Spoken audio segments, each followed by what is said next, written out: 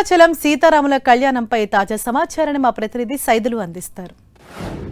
సీతారాముల కళ్యాణ గడియలు సమీపిస్తున్నాయి. మరికొద్ది సేపట్లోనే మిథిలా స్టేడియానికి వరుడుగా శ్రీరాముడు, వధువుగా సీతమ్మ ఇద్దరు కలిసి మిథిలా స్టేడియానికి రానున్నారు. అందుకు సంబంధించి కూడా అద్భుత దృశ్యాన్ని చూసేందుకు భక్తులు పెద్ద ఎత్తున కూడా తరలి వస్తున్న పరిస్థితి కనిపిస్తుంది. మనం చూస్తున్నాం, నాడు మిథిలా నగరంలో ఏ విధంగా అయితే శ్రీరాముడి కళ్యాణం అత్యంత వైభవంగా కొనసాగిందో అదే స్థాయిలో అంతకు మించి రెట్టింపు ఉత్సాహంతో భద్రాచలంలో సీతారాముల కళ్యాణం మరికొద్ది సేపట్లో ఆ క్రతువు ప్రారంభం కానుంది. ఈ ప్రారంభానికి సంబంధించి కూడా పెద్ద ఎత్తున అభిజిత్ లగ్నంన 12 గంటలకు సీతారాముడి కళ్యాణానికి సంబంధించిన క్రతువు కొనసాగుతుంది. ఈ క్రతువుకు సంబంధించినటువంటి దృశ్యాలను చూసేందుకు దాదాపుగా లక్షలాది భక్తులు పెద్ద ఎత్తున భద్రాచలం మిథిలా స్టేడియానికి చేరుకున్నారు. మిథిలా స్టేడియం శ్రీరామ నామ స్మరణతో మారుమోగుతున్నటువంటి మొత్తం ఆధ్యాత్మిక శోభను సంతరించుకున్న పరిస్థితి అయితే కనిపిస్తుంది.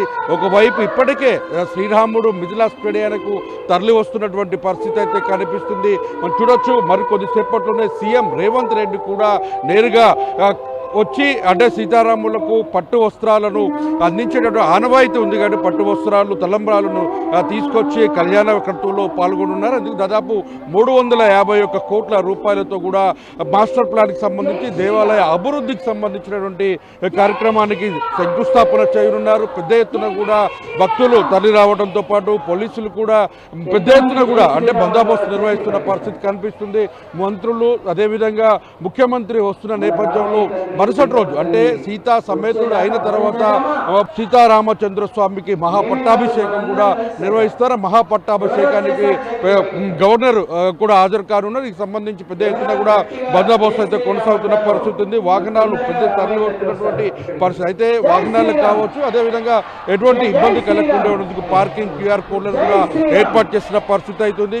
మిథిలా స్టేడియం మొత్తం కూడా శ్రీరామ నామ స్మరణతో మారుమోగుతుంది. మనం చూడొచ్చు, మిథిలా స్టేడియాన్ని చాలా అద్భుతంగా అందంగా తయారు చేసినటువంటి పరిస్థితి మనం చూస్తున్న విజువల్స్ లో. మిథిలా నగరంలో ఆనాడు ఏ విధంగా అయితే అత్యంత శోభను సంతరించుకొని అద్భుతంగా తయారు చేశారో అదేవిధంగా ఇప్పుడు మిథిలా స్టేడియాన్ని కూడా అత్యంత అద్భుతంగా అందంగా అలంకరించిన పరిస్థితి అయితే కనిపిస్తుంది. ఎక్కడ చూసినా శ్రీరామ నామ స్మరణతో భద్రగిరి మారుమోగుతున్నటువంటి పరిస్థితి అయితే ఉంది. అంటే సీతారాముల కళ్యాణాన్ని తిలకించని కనులు కనులే కావు అన్న చందంగా ఆ అద్భుతమైనటువంటి వివాహ వేడుకను చూసేందుకు భక్తులు తరలి వచ్చారు. అయితే ఇక్కడ మనం చూడొచ్చు, పోలీసులు మాత్రం చాలా ఆంక్షలు కూడా పెడుతున్న పరిస్థితి. ఎందుకంటే అంటే సీఎం రేవంత్ రెడ్డి వస్తున్న నేపథ్యంలో అదేవిధంగా మంత్రులు వస్తున్న నేపథ్యంలో ఆంక్షలు పెట్టడంతో ఒక్కసారిగా భక్తులు మాత్రం తీవ్ర ఇబ్బందులు ఎదుర్కొంటున్న పరిస్థితి కనిపిస్తుంది.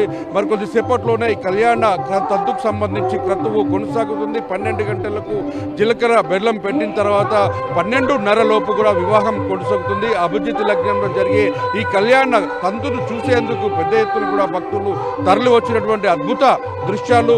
మొత్తంగా లక్షలాదిగా తరలి వస్తున్న భక్త జన సంద్రోహం, మరోవైపు దైవ దర్శనం కోసం బారులు తీరుతున్న పరిస్థితి కనిపిస్తుంది.